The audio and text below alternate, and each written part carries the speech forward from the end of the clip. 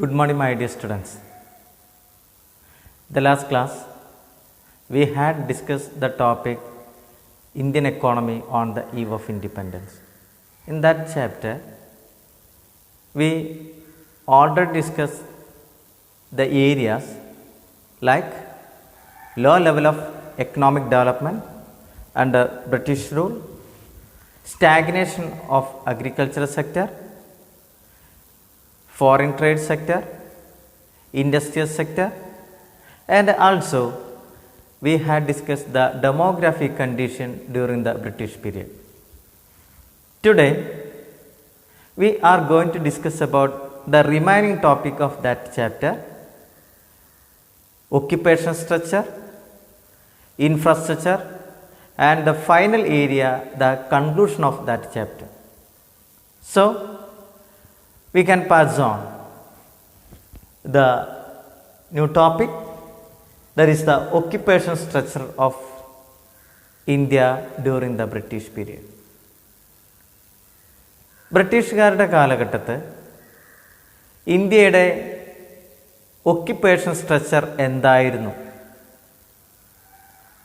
Occupation structure നമ്മൾ മനസ്സിലാക്കണം എന്നുണ്ടെങ്കിൽ ഏറ്റവും ആദ്യം എക്കോണമിയിലുള്ള ഡിഫറെൻ്റ് സെക്ടേഴ്സിനെ കുറിച്ച് നമ്മൾ പഠിക്കണം. പ്രധാനമായിട്ടും 3 സെക്ടേഴ്സാണ് എക്കോണമിയിൽ ഉള്ളത്. Primary sector, secondary sector, tertiary sector. In Malayalam പ്രാഥമിക മേഖല, ദ്വിതീയ മേഖല, തൃതീയ മേഖല എന്നുള്ള 3 സെക്ടേഴ്സിലാണ് പ്രധാനമായിട്ടും ജനങ്ങൾ ജോലികൾ ചെയ്യുന്നത്. First one, primary sector. അതല്ലെങ്കിൽ അതിനെ മറ്റൊരു പേര് വിളിക്കുന്നുണ്ട്, അഗ്രികൾച്ചറൽ സെക്ടർ. ഈ സെക്ടറിൽ പ്രൈമറി സെക്ടറുമായിട്ട് ബന്ധപ്പെട്ട് ധാരാളം പ്രവർത്തനങ്ങൾ നടക്കാറുണ്ട്. Agricultural purpose or agricultural and its allied activities, forestry, mining, quarrying, fishing, ഇത്തരത്തിലുള്ള പ്രവർത്തനങ്ങളെല്ലാം ഏത് മേഖലയുമായിട്ട് ബന്ധപ്പെട്ടുള്ളതാണ്? പ്രൈമറി സെക്ടറുമായിട്ട് ബന്ധപ്പെട്ടിട്ടുള്ളതാണ്. രണ്ടാമത്തേതാണ് secondary sector, or we can say that there is a manufacturing sector. വസ്തുക്കളുടെ നിർമ്മാണവും അല്ലേ പ്രൊഡക്ഷനുമായിട്ട് ബന്ധപ്പെട്ട് വരുന്ന സെക്ടറാണ്, നിർമ്മാണ മേഖലയുമായിട്ട് ബന്ധപ്പെട്ട് വരുന്ന സെക്ടറാണ് ഏതെന്ന് പറയുന്നത്? സെക്കൻഡറി സെക്ടർ എന്ന് പറയുന്നത്. Then third one, tertiary sector. അതല്ലെങ്കിൽ അതിനെ മറ്റൊരു പേരും കൂടി പറയാറുണ്ട്, സർവീസ് സെക്ടർ എന്നും കൂടി പറയാറുണ്ട്. Service sector. ഇതിൽ transportation, communication, insurance, banking etcetera ഇവയൊക്കെയാണ് ഏത് സെക്ടറുകളിലുള്ളത്? ടേഴ്സറി സെക്ടറുകളിലുള്ളത്. ഇത് പരീക്ഷയ്ക്ക് എപ്പോഴും നിങ്ങൾക്ക് ചോദിച്ചുകൊണ്ടിരിക്കുന്നത് ഇതാണ്. ചെറിയ ക്ലാസ്സിൽ നിങ്ങൾ പഠിച്ചിട്ടുണ്ടായിരിക്കാം, എന്നാലും നമുക്കിവിടെ ഒന്ന് റിവൈൻഡ് ചെയ്യാം. There are 3 sector in an economy: primary sector, secondary sector and tertiary sector. ഇനി നമ്മുടെ ബ്രിട്ടീഷുകാരുടെ കാലഘട്ടത്ത് ഒക്യുപ്പേഷൻ സ്ട്രക്ചർ എന്തായിരുന്നു എന്നുള്ളത് നോക്കാം.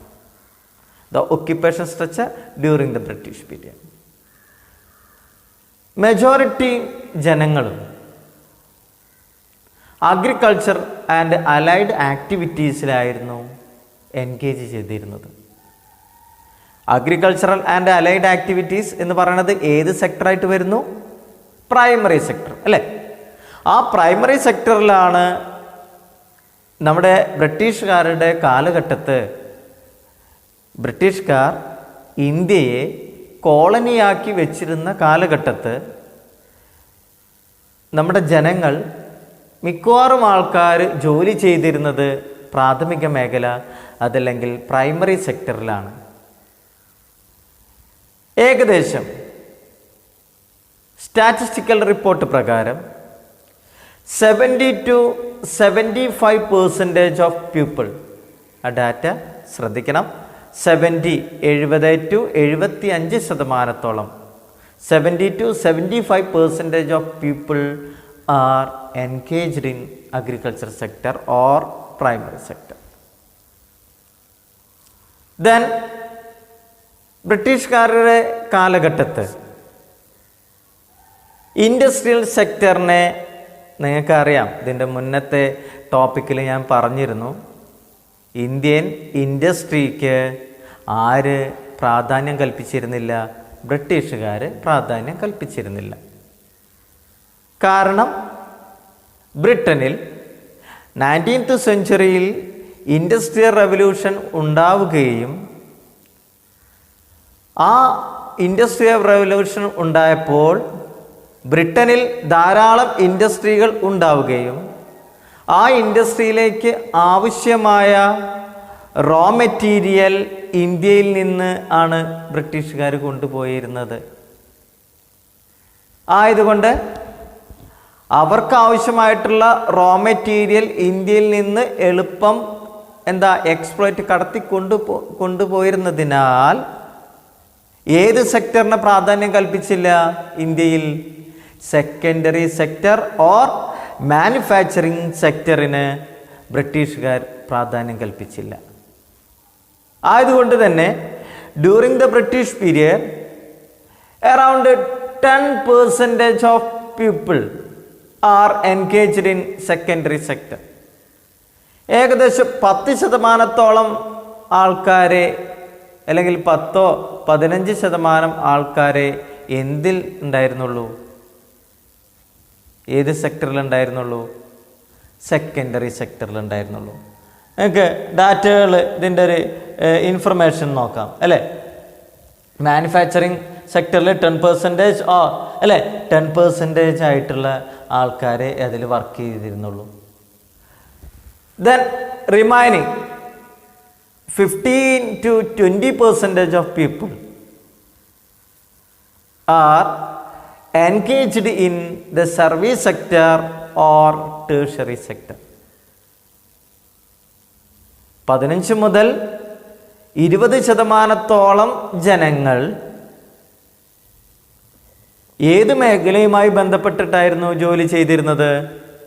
സർവീസ് സെക്ടർ ഓർ ടേഴ്സറി സെക്ടറിലാണ് ജോലി ചെയ്തിരുന്നത്.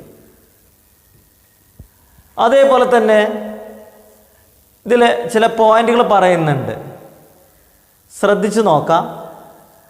കാണുന്നുണ്ടോ എന്നറിയില്ല, എന്നാൽ പറയാം. ഇന്ത്യയിലെ കേരള, തമിഴ്നാട്, ആന്ധ്രാപ്രദേശ്, കർണാടക ഇത് ഉൾപ്പെട്ടിട്ടുള്ള ഒരു ഏരിയയെ വിളിക്കുന്ന പേര് മദ്രാസ് പ്രസിഡൻസി എന്നാണ്. ബ്രിട്ടീഷുകാരുടെ കാലഘട്ടത്തെ during the British period there is a Madras presidency is there in our India അല്ലേ? ഇന്ത്യയിൽ മദ്രാസ് പ്രസിഡൻസി എന്ന് പറയുന്ന ഒരു ഏരിയ ഉണ്ടായിരുന്നു. ആ മദ്രാസ് പ്രസിഡൻസിയിൽ ഉണ്ടായിരുന്ന ഇന്നത്തെ നമ്മുടെ സ്റ്റേറ്റുകൾ ഏതൊക്കെയാണ്? കേരള, തമിഴ്നാട്, ആന്ധ്രാപ്രദേശ് ആൻഡ് കർണാടക. ഈ സ്റ്റേറ്റുകളിൽ എന്തിന് കുറച്ച് പ്രാമുഖ്യം കൽപ്പിച്ചിരുന്നു? സെക്കൻഡറി സെക്ടർ ഓർ അല്ലേ, സെക്കൻഡറി സെക്ടറിനെ അല്ലെങ്കിൽ നമുക്ക് സെക്കൻഡറി സെക്ടറിന് പ്രാധാന്യം കൽപ്പിച്ചിരുന്നു എന്നതിനൊന്നും കൂടി മാറ്റി എങ്ങനെ പറയാം? അഗ്രികൾച്ചർ സെക്ടറിൻ്റെ ഡിപ്പെൻഡൻസ് ആ ഏരിയയിൽ കുറഞ്ഞിരുന്നു. അഗ്രികൾച്ചർ സെക്ടറിൻ്റെ അല്ലേ വർക്ക് ഫോഴ്സ് അഗ്രികൾച്ചർ സെക്ടറിലേക്ക് പോകുന്നത് ഏത് സ്റ്റേറ്റിൽ കുറഞ്ഞിരുന്നു? ഞാൻ നേരത്തെ പറഞ്ഞ മദ്രാസ് പ്രസിഡൻസി എന്ന് പറയുന്ന മേഖലയിലെ ജനങ്ങൾ അഗ്രികൾച്ചർ സെക്ടറിലെ അവരുടെ വർക്ക് പോപ്പുലേഷൻ റേഷ്യോ കുറവായിരുന്നു.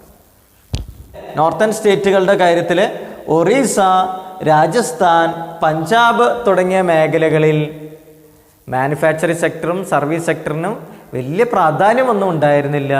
ഏത് സെക്ടറിനാണ് പ്രാധാന്യം ഉണ്ടായിരുന്നത്? അഗ്രികൾച്ചറൽ സെക്ടറിനാണ് പ്രാധാന്യം ഉണ്ടായിരുന്നത്. ക്ലിയർ? നിങ്ങൾക്ക് മനസ്സിലായെന്ന് തോന്നുന്നു. ഞാൻ ഒന്നും കൂടി ആ ഒരു ഏരിയ ഒന്നും കൂടി റിപ്പീറ്റ് ചെയ്യാം. മദ്രാസ് പ്രസിഡൻസിയിൽ കൂടുതൽ അല്ലെ, മദ്രാസ് പ്രസിഡൻസിയിലും അതേപോലെ തന്നെ മഹാരാഷ്ട്ര, വെസ്റ്റ് ബംഗാൾ തുടങ്ങിയ മേഖലകളിലും ഏതിലെ വർക്ക് ഫോഴ്സ് എന്ത് ചെയ്തിട്ടുണ്ടായിരുന്നു? വർക്ക് ഫോഴ്സിൻ്റെ അഗ്രികൾച്ചർ സെക്ടറിലും അതേപോലെ തന്നെ അഗ്രികൾച്ചർ സെക്ടറിൽ അവരുടെ മദ്രാസ് പ്രസിഡൻസിയിലുള്ള ആൾക്കാരുടെ പേഴ്സൻറ്റേജ് കുറവായിരുന്നു. അതേപോലെ തന്നെ മഹാരാഷ്ട്ര, വെസ്റ്റ് ബംഗാൾ തുടങ്ങിയ മേഖലകളിൽ എന്താണ്? Increase in the manufacturing and service sector. അവിടെ മാനുഫാക്ചറിങ് സർവീസ് സെക്ടറിലും ഇതായിരുന്നു. എന്നാൽ ഒറീസ, രാജസ്ഥാൻ, പഞ്ചാബ് തുടങ്ങിയ മേഖലയിൽ എന്ത് തന്നെയായിരുന്നു ഏറ്റവും കൂടുതൽ ജനങ്ങൾ ജോലി ചെയ്തിരുന്നത്? ജോലിയുടെ വിഭാഗം ഏതായിരുന്നു? അഗ്രികൾച്ചർ സെക്ടറിൽ തന്നെയായിരുന്നു.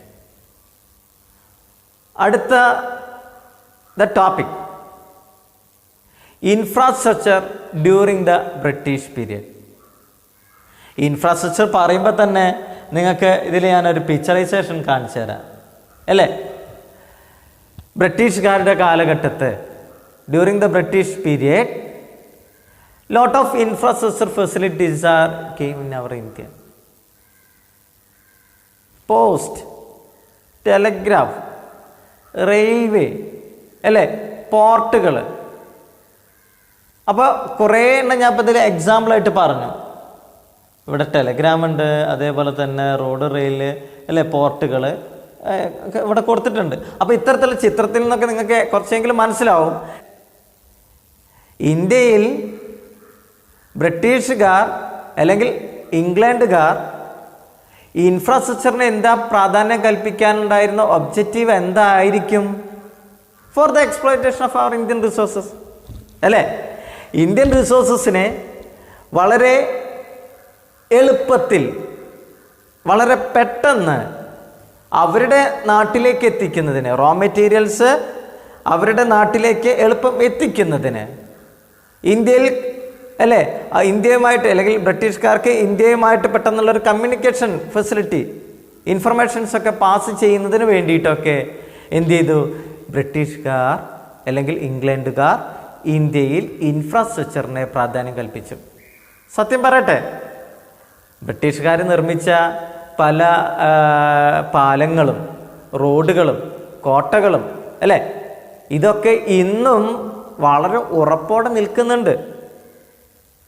ഇന്ത്യയിൽ പല മേഖലകളിൽ നിങ്ങൾ യാത്ര ചെയ്യുകയാണെങ്കിൽ നിങ്ങൾക്ക് കാണാൻ കഴിയും ഇത്തരത്തിലുള്ള ബ്രിട്ടീഷുകാർ നിർമ്മിച്ച പല പാലങ്ങളും റോഡുകളും പോർട്ടുകളും ഒക്കെ. കോഴിക്കോട് ഫറോക്ക് കോളേജിൻ്റെ അടുത്തുള്ള ഫറോക്ക് എന്ന് പറയുന്ന സ്ഥലത്ത് റെയിൽവേ സ്റ്റേഷനുണ്ട്. ആ റെയിൽവേ സ്റ്റേഷനിൽ കടന്നു കഴിഞ്ഞാൽ കടലുണ്ടി ഭാഗത്തേക്ക് കടലുണ്ടി ആണെന്ന് തോന്നുന്നു, എൻ്റെ അടുത്ത സ്റ്റോപ്പ് കടലുണ്ടി ആണോ എന്നറിയില്ല. അടുത്ത സ്റ്റോപ്പിലേക്ക് എത്തുമ്പോൾ അവിടെ ഒരു പാലമുണ്ട്. ആ പാലം റെയിൽവേ പാലമാണ്. അതും ഇന്നും ഉറപ്പോടെ നിലനിൽക്കുന്നു. അപ്പോൾ ബ്രിട്ടീഷുകാർ 1850 ഡൽഹൌസി എന്ത് ചെയ്തിട്ടുണ്ട്? ഇന്ത്യയിൽ റെയിൽവേ സിസ്റ്റം കൊണ്ടുവന്നിട്ടുണ്ട്.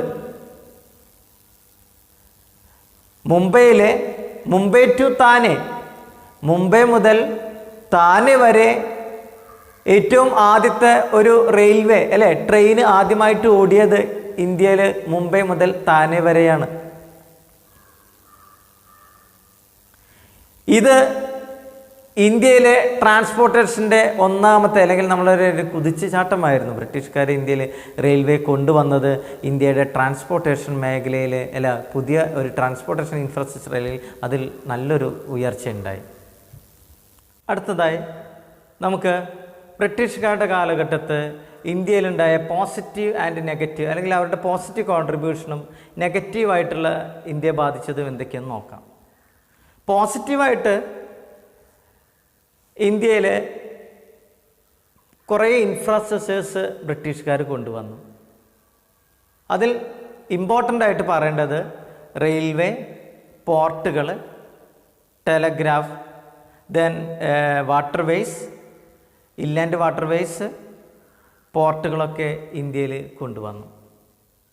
ഒപ്പം 1935 the apex bank of India എന്നറിയപ്പെടുന്ന, the central bank of India എന്നറിയപ്പെടുന്ന RBI രൂപീകരിച്ചു. ഒപ്പം നേരത്തെ പറഞ്ഞതുപോലെ ഇന്ത്യയുടെ ഇൻഫ്രാസ്ട്രക്ചറിനെ ഡെവലപ്പ് ചെയ്യുന്നതിൽ ബ്രിട്ടീഷുകാർ ഒരു മുഖ്യ പങ്ക് വഹിച്ചിട്ടുണ്ട്. ഇതേപോലെ ബ്രിട്ടീഷുകാരുടെ കാലഘട്ടത്തെ കുറേ നെഗറ്റീവ് ഉണ്ടായിട്ടുണ്ട്. നമ്മുടെ പെർ ക്യാപിറ്റ ഇൻകവും നാഷണൽ ഇൻകവും ഒക്കെ എന്ത് ചെയ്തിട്ടുണ്ട്? നേരത്തെ മുന്നേ പറഞ്ഞിട്ടുണ്ട്, less than 2%, less than 0.5%, national income less than 2%, per capita income less than 0.5% ആയിരുന്നു ഡ്യൂറിങ് ദ ബ്രിട്ടീഷ് പീരിയഡിൽ എന്നുള്ളത് ഞാൻ പറഞ്ഞിട്ടുണ്ടായിരുന്നു. അതുകൊണ്ട് തന്നെ പെർ ക്യാപിറ്റ ഇൻകം വളരെ പിന്നോക്കാവസ്ഥയിലായിരുന്നു. അൺഎംപ്ലോയ്മെൻറ്റ്, മാസീവ് ഇല്ലിട്രസി, അല്ലേ? കുറച്ച് ആൾക്കാരെ മാത്രമേ ഒരു ബ്രിട്ടീഷുകാരെ ഇംഗ്ലീഷ് പഠിപ്പിച്ചുള്ളൂ, ബാക്കിയുള്ള ആൾക്കാർക്ക് എഴുതാനും വായിക്കാനും അറിയണ്ടായിരുന്നില്ല. അപ്പോൾ ബ്രിട്ടീഷുകാരുടെ കാലഘട്ടത്ത് ഇന്ത്യയിൽ പോസിറ്റീവായിട്ടുള്ള കോൺട്രിബ്യൂഷൻ ഉണ്ടായിട്ടുണ്ട്, നെഗറ്റീവായിട്ടുള്ള കോൺട്രിബ്യൂഷൻ ഉണ്ടായിട്ടുണ്ട്. സോ മൈ ഡിയർ സ്റ്റുഡൻസ്, നമുക്ക് ഈ ചാപ്റ്റർ ഒന്ന് റിവൈസ് ചെയ്യാം. നന്നായി ശ്രദ്ധിക്കുക, ഇത് ഒരു ഇമ്പോർട്ടൻ്റ് ചാപ്റ്ററും കൂടിയാണ്. തുടക്കത്തിൽ, ഈ ചാപ്റ്ററിൻ്റെ തുടക്കത്തിൽ ഞാൻ പറഞ്ഞത് ഇന്ത്യൻ എക്കോണമി ബ്രിട്ടീഷുകാർ വരുന്നതിന് മുൻപ് വളരെ മെച്ചപ്പെട്ട അവസ്ഥയിൽ ആയിരുന്നു. എന്നാൽ during the British period they exploited our resources in 2 way. 2 രീതിയിൽ ഇന്ത്യൻ റിസോഴ്സസിനെ എക്സ്പ്ലോയിറ്റ് ചെയ്തിരുന്നു. India as a sources of raw material and India as a market of their finished product. അപ്പോൾ ആ ഏരിയ നന്നായിട്ട് നോക്കുക. Then Indian agriculture sector during the British period so stagnant, പിന്നോക്കാവസ്ഥ അല്ലെങ്കിൽ stagnant, വളർച്ച മുരടിച്ച ഒരു അവസ്ഥയായിരുന്നു. അതിന് ചില കാരണങ്ങളെ ഒന്ന് റിവൈൻഡ് ചെയ്യാം.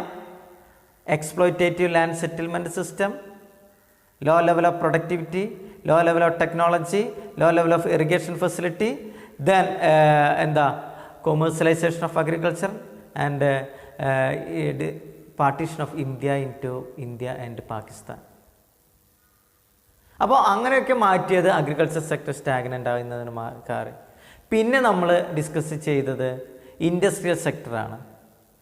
ഇൻഡസ്ട്രിയൽ സെക്ടറിൽ ആദ്യം മനസ്സിലാക്കേണ്ടത് ഹാൻഡിക്രാഫ്റ്റ് മേഖലയൊക്കെ ബ്രിട്ടീഷുകാരാണ്ട് ആകെ ഇല്ലാതെയാക്കി. അവരുടെ നല്ല ക്വാളിറ്റിയുള്ള ഫിനിഷ്ഡ് പ്രോഡക്റ്റ് ഇന്ത്യയിൽ കൊണ്ടുവന്ന് വിറ്റപ്പോൾ ഇന്ത്യയിലെ ഹാൻഡിക്രാഫ്റ്റുകാർ നിർമ്മിക്കുന്ന പ്രോഡക്റ്റിനെ വാങ്ങിക്കാൻ ആൾക്കാർ ഇല്ലാതെയായി. അങ്ങനെ ഇല്ലാതെ ആയതോടുകൂടി ഏത് സംഭവിച്ചു?